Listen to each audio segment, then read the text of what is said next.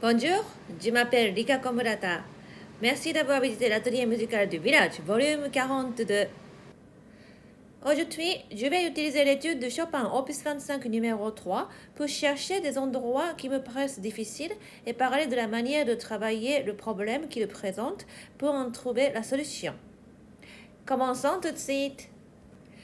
Quand on rencontre une difficulté, la première chose à regarder, c'est le tempo.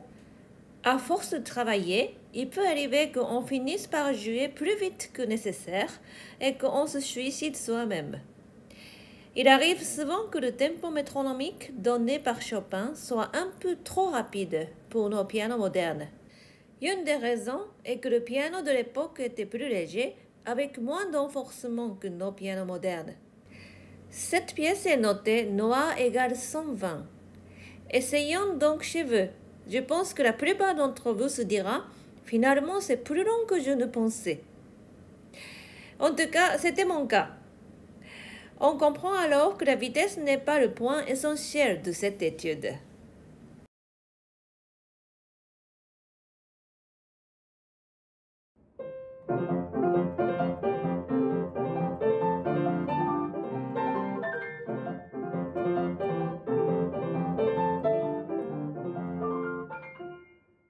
La première difficulté, c'est la suite. D'abord, regardons les triples croches de la main droite.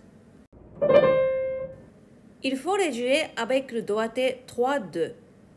Mais comme c'est très vite, il peut arriver ce genre de blocage.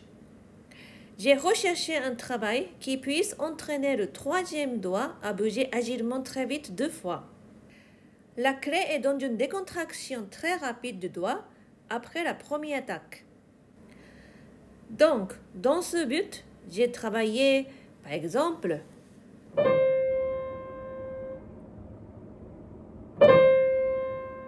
le troisième doigt décontracte immédiatement. On vérifie qu'il est bien décontracté. Il faut s'assurer qu'il n'est pas bloqué comme cela. Voyez, il est bien décontracté sur la touche. Puis on travaille. On travaille 2 ropes d'un coup. Avec ce travail, le troisième apprend à se décontracter immédiatement après l'attaque. Regardez bien, la 4e triple croche, Chopin écrit une croche. Il nous montre que cette note deviendra pivot. Donc, en profitant de ce pivot, on déplace vers le Fa. Donc, la stabilité du doigt qui joue le rôle de pivot, ici le deuxième doigt, est très important. Ça peut aider aussi la décontraction du troisième doigt qui joue juste avant. À ce moment, essayez de prendre conscience de la stabilité du deuxième doigt. Quand vous jouez la 3e triple croche, pensez en même temps à la 2e double croche de main gauche. Cela peut être une grande aide. Il peut arriver que ces notes deviennent comme une saut de trill et trop serrée. Si on pense à la main gauche en même temps, cela peut aider la stabilité. Essayez de travailler pour avoir conscience des 2 mains, ici.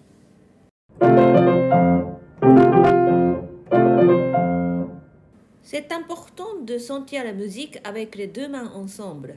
Puis on accélère.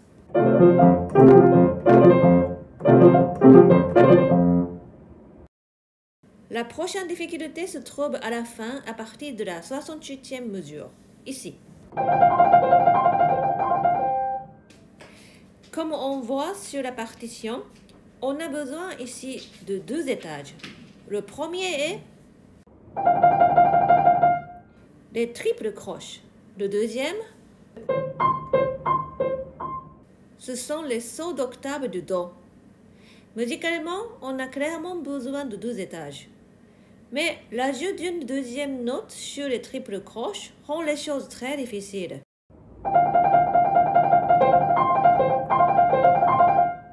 Et on court le risque d'être très instable. Même si musicalement ce seront 2 étages, techniquement ce sera très important d'avoir conscience des doigts qui jouent en même temps. Quand j'explique cela avec des mots, la première réaction, c'est de se dire bien sûr c'est normal. Mais si vous essayez d'ajouter les deux doigts au triple croche, ça ne marche pas. En fait, il faut prendre conscience des deux doigts qui jouent ensemble. D'abord ici au début, puis ici.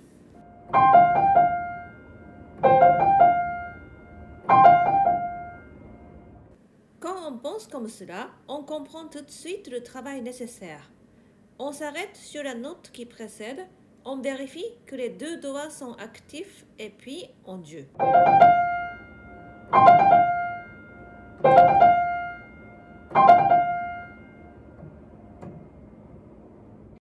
Comme cela, le corps assimile l'activité des deux doigts. À la fin, on essaie de profiter de l'aide latérale souple du poignet qui accompagnera la main du cinquième vers le pouce. Comme ça. Grâce à cela, on évite de se bloquer et la main entre dans un cercle qui permet de jouer naturellement.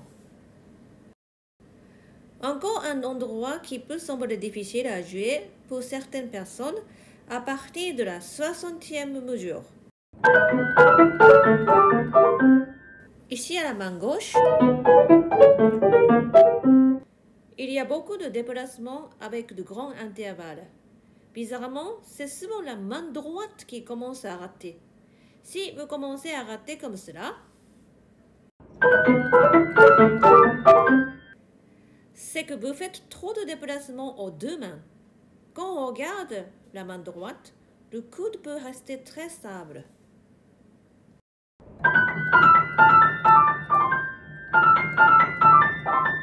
Vérifiez que le coude ne bouge pas inutilement. À cet endroit, si la main droite reste stable, alors le déplacement à la main gauche devient plus agréable. Un peu comme si la main droite était un point d'appui. Si on bouge les deux mains, ça devient tout à coup difficile.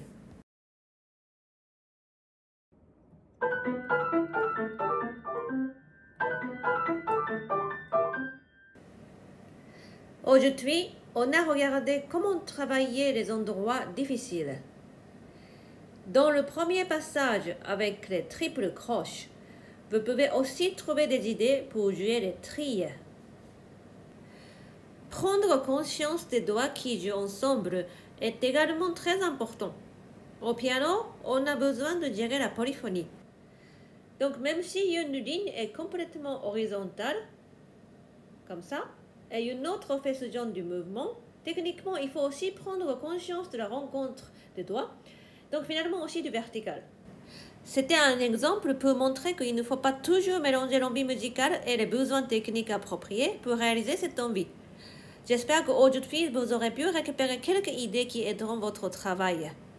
Merci d'avoir écouté jusqu'au bout et à la prochaine fois!